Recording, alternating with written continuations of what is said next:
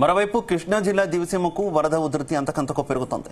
వరద ప్రవాహానికి అవనిగడ్డ, పాత ఎడ్లంక కాజ్వే కొట్టుకుపోయింది. దీంతో అవనిగడ్డ, పాత ఎడ్లంక గ్రామాల మధ్య వాహనాల రాకపోకలు నిలిచిపోయాయి. గ్రామస్తుల రాకపోకల కోసం తాత్కాలికంగా పడవలను ఏర్పాటు చేశారు రెస్క్యూ సిబ్బంది.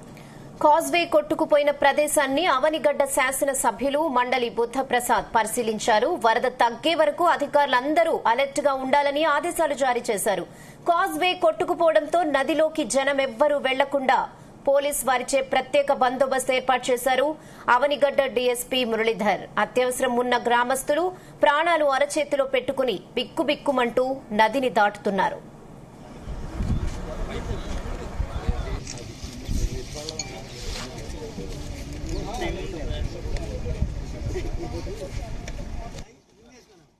వరదలు వచ్చిన ప్రతిసారి కూడా యవనగడ్డ మండలంలోని పాత ఎడ్లంక గ్రామం రహదారి సౌకర్యాన్ని కోల్పోతూ ఉంటుంది. ఇవాళ 3,10,000 క్యూసెక్ ఇక్కడ నడక ఏర్పాటు చేసుకుని కాజ్వే కొట్టుకుపోవటం, పడవలను ఏర్పాటు చేసి వాళ్ళకి అటు ఇటు ప్రయాణం చేయడానికి అవకాశం కల్పించడం జరిగింది. దాంతోపాటు ఇక్కడ మెడికల్ క్యాంప్ కూడా ఒకటి ఏర్పాటు చేయడం జరిగింది. అయితే ఈ సమస్యకి శాశ్వత పరిష్కారం వంతెన నిర్మాణం. వంతెన నిర్మాణానికి సంబంధించిన అంచనాలన్నీ కూడా ప్రభుత్వాన్ని పంపడం జరిగింది.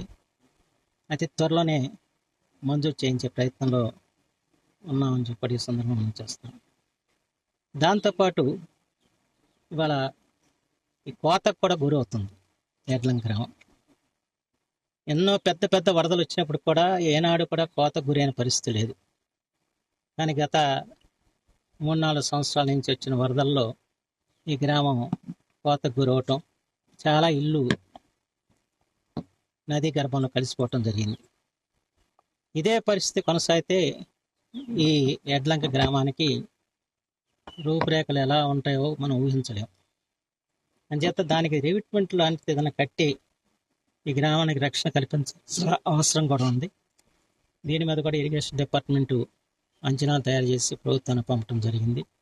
వరదలు వచ్చిన ప్రతిసారి కూడా యవనగడ్డ మండలంలోని పాత ఎడ్లంక గ్రామం